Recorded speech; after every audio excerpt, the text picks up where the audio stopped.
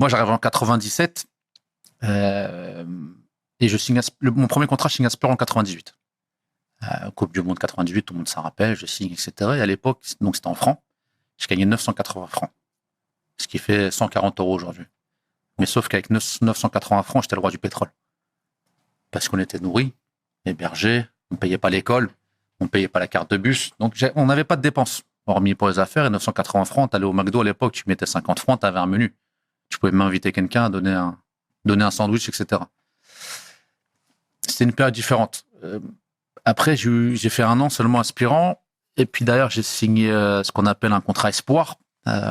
C'est quand un club mise fortement sur toi, parce que tu signais 5 ans, parce que j'étais surclassé avec la réserve, donc CFA à l'époque, parce que j'étais en équipe de France, et que le club avait un projet. Et là, c'est-à-dire que j'étais encore au centre de formation, donc de 980 francs, je passe à 8000 francs.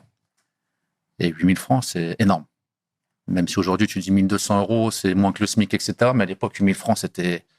J'avais 16 ans, c'était fantastique. Plus une bonne prime à signature. J'avais pris, je crois, 60 000 francs à l'époque.